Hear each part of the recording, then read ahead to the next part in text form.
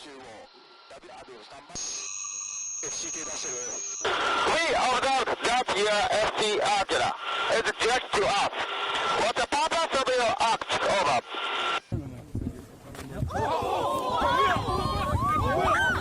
Because you're still thinking about comfort women, right? Comfort women. That's all they wanted to talk about was comfort women.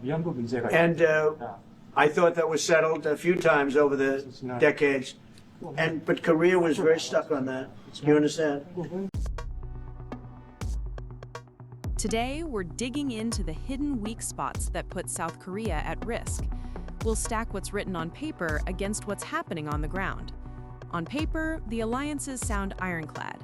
Air defense looks layered, the tech feels world-class. In real life, a patrol plane gets hit with fire control radar at sea, low-flying drones slip through, and the rulebook quietly changes after.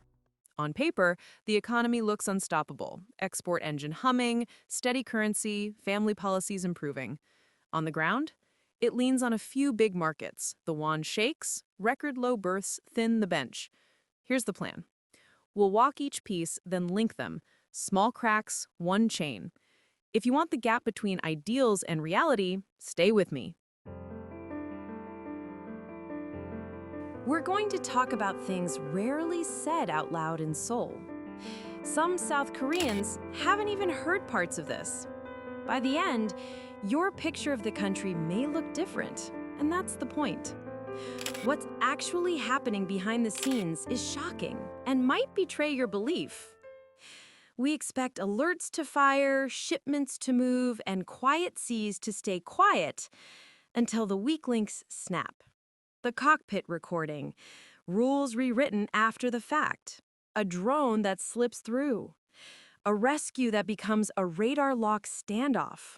And at home, household budgets tighten as growth slows and prices bite. Here's the map. Low and slow air defense gaps, alliance friction, two front pressure from Beijing, and a Washington stretched thin. Economic tripwires in exports, chips, housing, and the won. And a demographic freefall. Stay with me till the end. I'll share one small move that hardens the whole chain. Start at low altitude because that's where deterrence failed first.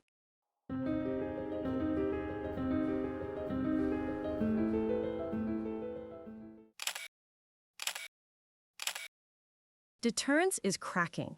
The radar chirps, the screen shows nothing. Seoul sits in a tight squeeze between China and North Korea. If U.S. focus thins and Chinese pressure hardens, what breaks first? The intel picture? The intercepts? Or political will? If the levers are this fragile, the map of deterrence redraws itself. Let's see how each fault line behaves when pushed. Cheap drones, expensive mistakes. Low and slow intrusions expose how precision slips at the bottom of the sky. A helicopter fires 100 bullets and misses, low-slow profile. A fighter jet crashes on scramble. The officer reported drone turns out to be birds, called with confidence, but not with eyes on airframes. South Korea counted 100 bullets to shoot down the birds. They failed. Next dispatched a fighter jet. It crashed. Now the birds are resting peacefully at the park in the north. Pyongyang gains every time panic beats the process. They've added low and slow to their toolbox. On paper, deterrence is loud. Down low, it's thin. Deterrence looks loud on paper and thin at the lowest altitude. Now to the alliance and the data pipes. On camera, it sounds unbreakable. Backstage, access is gated. Washington flags Seoul as a sensitive country, which means extra checks before advanced sensor modes, training data sets, and certain tech move. Optics run warm, the pipes stay narrow, until Seoul proves fixes that allies can verify. GSOMIA should be simple. Fast swaps of radar tracks, missile warnings, and signals that buy seconds when launches happen. But a trade dispute bleeds into security. Japan tightens export checks on key chemicals, like hydrogen fluoride used for chips and potentially nuclear work. Japan says the import numbers don't add up, and the paper trail isn't clear, raising fears of diversion, even to the north. an allegation Seoul doesn't put to bed with a clean audit. Seoul answers by pulling a big lever, move to end GSOMIA. A security pact turns into a bargaining chip. Washington leans in hard to keep it alive, because that shared radar picture is needed tonight, not next week. When a pact can be flipped for domestic points, partners plan for breakage, pipes narrow, and extra checks stack up before data flows. In that frame, some decide a clean cut is safer than a slow leak. That hurts Seoul most because it needs those tracks in real time. Japanese feeds are critical where current ROK radar and satellites fall short on North Korean missiles. From Tokyo's view, termination even looked good. It stopped pushing high-grade defense intelligence to a partner seen as unreliable. Japan keeps GSOMIA for Washington's sake, but asks why give premium intel to a country that isn't even a formal ally? GSOMIA isn't abstract, it's seconds on a missile night. Treat it like a card, and everyone else assumes the switch can flip again. When that's true in peacetime, imagine crisis hours. Missile defense aimed at the north brings Chinese retaliation aimed at Seoul. Shuttered Lotte stores, tour visas pulled, and policy pressure that sticks. The message is clear. Systems that can see China's arc are labeled provocation. Public sentiment flips. Warmth toward China drops to 23.9%, below North Korea at 29.4%, and Japan at 29.0%, a ranking that would have sounded impossible a decade ago. Security choices get priced in Beijing before they're even debated in Seoul. Thread the pattern. Drone-level failures, sensitive country friction, THAAD coercion, and a United States with attention spread thin. For years, Seoul leaned on friends to fill the gaps. In real crises, help can arrive late or arrive with limits. So the first move starts at home. Clear rules, sharper sensors, stock munitions, fuel in place. Even if alone at the start, Korea holds the line until help lands. If trust is throttled and allies are busy, who decides the next move at home? The president, Lee Jae-myung. On camera, a centrist pivot. In files, trials that shadow every move.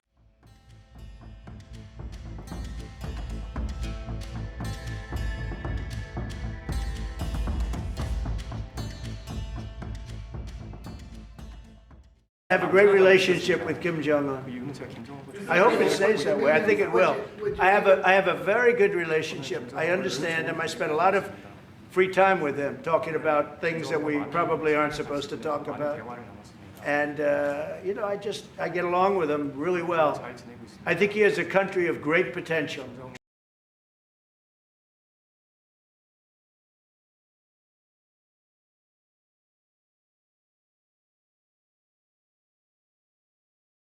실투명 예고했는데 입장이 어떠세요?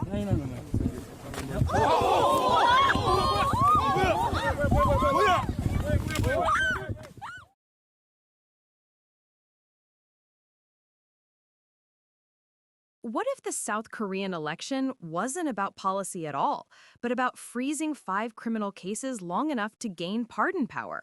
Then it happens. Lee Jae-myung wins and walks into the Blue House. From day one, alliance promises feel paper thin.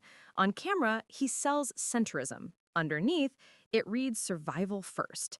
Yesterday, the U.S. military was an occupying army, and Japan a military enemy. Today, there's deep affection for Japan. And on Taiwan, not our business. So allies ask, what on-paper guarantees make this pivot stick? The courtroom clock used to chase him. Now the calendar bends around him.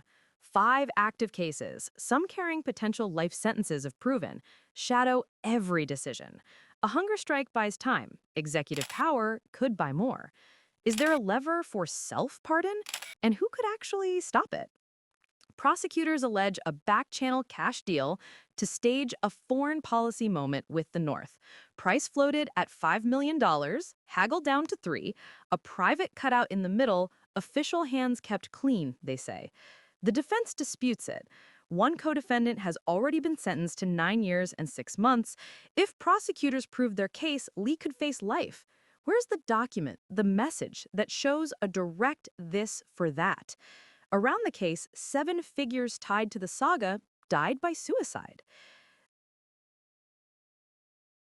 The sudden center pivot looks like campaign math, not conversion. Yesterday's lines versus today's affection. Analysts see a seesaw. U.S. umbrella, China market. Without one-way, irreversible steps, partners price the makeover as temporary. What would prove it's real? Do Washington and Tokyo treat him as a stable head of state or one of those who will end up behind bars? Taiwan, not our business. That sounds like a sit-out signal despite trilateral photo ops. Planners redraw the map. Deterrence pressure shifts toward the Toshima Strait. Public reassurances continue. Privately, risk premia rise when the red line tilts toward Beijing. It also ignores a basic fact. U.S. forces in Korea anchor a wider East Asia defense arc, not just a shield against the North. Because you're still thinking about comfort women, right? Comfort women. That's all they wanted to talk about was comfort women. And I thought that was settled a few times over the decades. But Korea was very stuck on that. You understand? But Japan wants to do it, I can say. Korea is a little bit more tenuous. The 2015 final and irreversible deal didn't hold.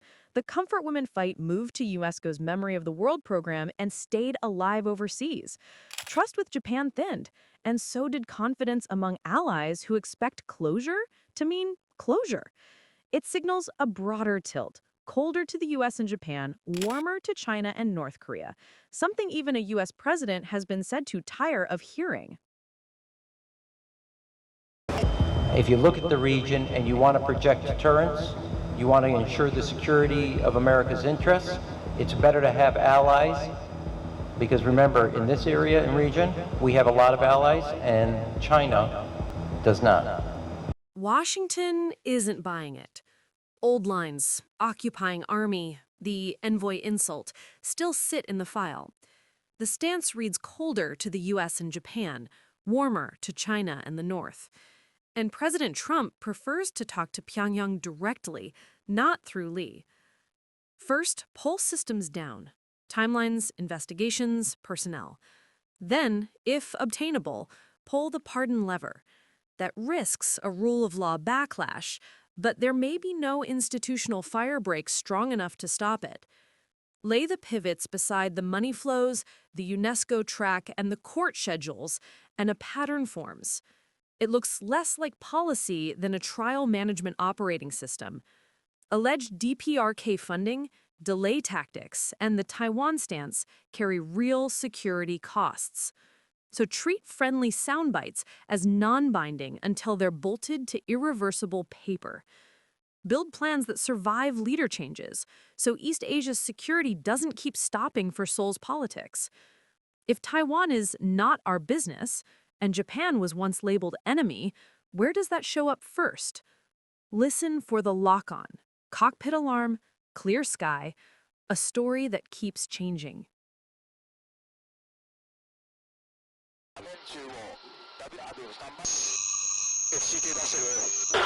observed that your FC Agila is just to us. What's the purpose of your act? Over. A radar lock sits 1 inch from a trigger pull. So what was so sensitive that a South Korean warship risked a shooting incident to make a Japanese patrol plane leave? If it was just bad weather rescue, why do the cockpit tapes say otherwise? Why do clear skies undercut the excuse? And why did a later rule tweak point in the same direction? A Japanese P-1 patrol plane flies over a South Korean destroyer with cameras rolling. Seoul calls it routine rescue work, but it doesn't look routine at all. It may have involved a sensitive North Korea link, escapees, a quiet handoff, or covert coordination. If that clip came out, it could embarrass Seoul at home and strain trust with partners who expect transparency. To stop the filming fast, the crew grabs the quickest, riskiest lever, a fire control radar lock, the kind a pilot reads as weapons on you. In this reading, the repeated locks weren't random. They were a shield to keep an alleged secret off camera. Here's why that choice matters. A fire control radar aims weapons. When it locks, the cockpit alarms scream, and many militaries treat that lock as crossing an act of war threshold. Softer steps, radio calls, signal flags, changing course, take time. A low, filming P1 doesn't give you that. An FCR lock forces an instant break-off. Climb, turn, stop recording. It's the strongest non-shooting move. Choosing it says, stop surveillance now, even if it risks a crisis. That's how a rescue becomes a confrontation, and why the next encounter gets more dangerous. Now the tape. The video shows clear sky and calm water. Seoul's first claim says rough seas and bad weather. Cockpit audio calls the lock in real time. The next claim shifts to abnormally close flight. Distances and altitudes slide around in briefings. The footage shows a steady pass and steady voices. Subtitles and statements don't line up. The pixels don't change on replay. Side by side, it reads like video versus excuses, calm versus storm, lock heard versus lock disputed, steady pass versus abnormal. And Seoul still doesn't clearly explain the North Korean ship sitting next to its Coast Guard vessel and the destroyer. Afterward, guidance gets rewritten. Crews can again lock Japanese aircraft. Yes, they really did that. The message that carries across the water is simple. Japan isn't treated like a partner, but an enemy. At the same time, Seoul asks for military support. Those instructions make the next clash more likely and cooperation more fragile. And trust? That breaks first. Intel sharing slows. Rumors fill gaps. Clean data should fill. Patrols get cautious. Checklists over mission. Deterrence gets pricier. The chance that a routine pass becomes another headline goes up. On paper, cooperation stands. In practice, the glue is cracked. One more shock, and the seam could split. Trust takes years. One lock burns it in seconds.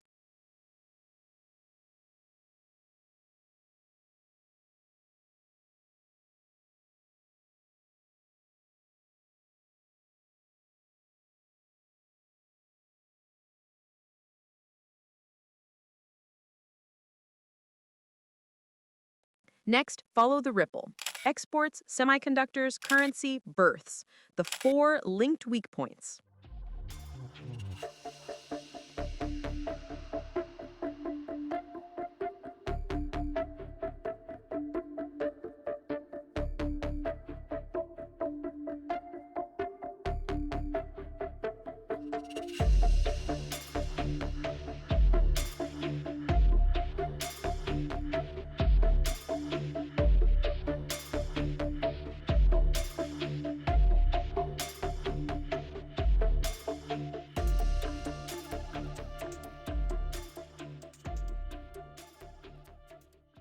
South Korea looks strong, so why do hidden weak points keep flashing red?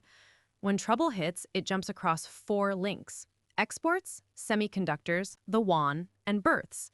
If those links snap together, damage spreads before anyone can react. Let's walk the chain. What breaks first, and what does it mean for jobs, prices, and families? Headline strength rides on exports and a few giants. It feels resilient until the tide turns. Export dependence, about 40%, plus chaebol concentration means one bad quarter can hit the whole budget. The record tax shortfall, 131 trillion won in 2023, shows how quickly the cash engine stalls when chips and housing slip. Samsung's footprint approaches 1/5 of the economy, turning firm-level pain into national risk. If chips and housing wobble together, what actually plugs the fiscal crater without new external crutches? The question is the backbone of invention. Memory volume is world-class, but R&D is about 9.5% of revenue, thin versus peers in the US, Europe, Japan, and Taiwan. Key tech and materials, EUV tools, specialty gases, photoresists, still come from abroad.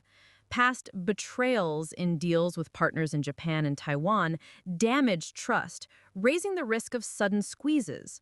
Japan said it couldn't trust Seoul's handling of strategic goods and pulled Korea from its whitelist, a reminder that quiet supplier pullbacks can happen anytime. 1,300 won per dollar isn't just a number, it rings 1997 in people's heads. When the won sinks, lifelines often show up as currency swaps, especially with the US and Japan. Japan frames its role as a volunteer spirit, not expecting reciprocal gain, while critics allege the swaps mainly help Korea when stress hits. That's why, some say, Japan calls South Korea a big baby in Asia.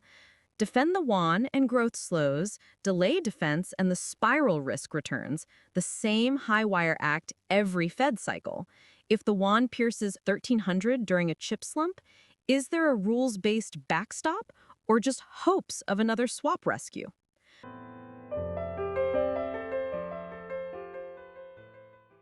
A birth rate of 0.72 in 2023, the world's lowest for 8 straight years, means fewer babies and a smaller future.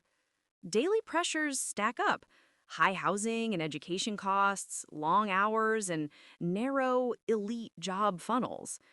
Cash payments can't beat the basics. Time scarcity, costly childcare, and career rules that penalize parents.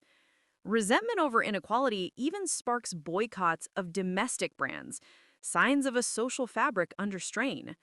Which lever actually lifts births? More homes, school reform, or loosening the chaebol grip? The core problem is simple: policy zigzags at home and backup from abroad. Housing, energy, and industry plans start, stop, and change names. Families and firms can't plan long-term. When stress hits, the fallback is outside help. Currency swaps, security deals, and export approvals from partners like the US and Japan. Over-reliance plus policy churn delays real fixes and strains trust. If outside help comes late, or not at all, what policies should Korea lock in first so the system can stand on its own?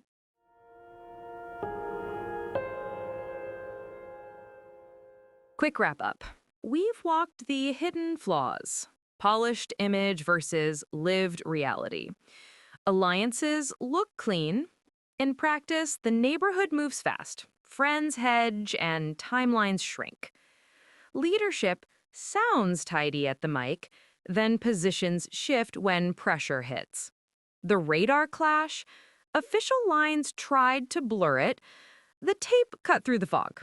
When stories collide, you see what really happened. At home, headlines say resilient.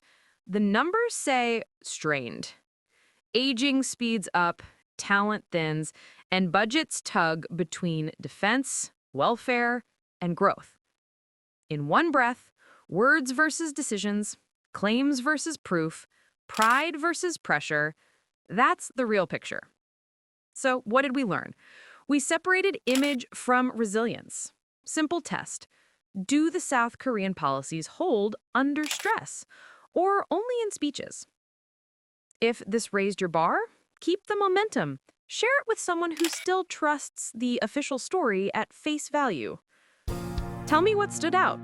I'm pulling your thoughts into the next breakdown. If you want the fast lane to the deep dives, follow and subscribe so you're ahead of the headlines. Big takeaway to carry with you: ideals set the promise, reality sets the cost. Thanks for listening. See you in the next episode.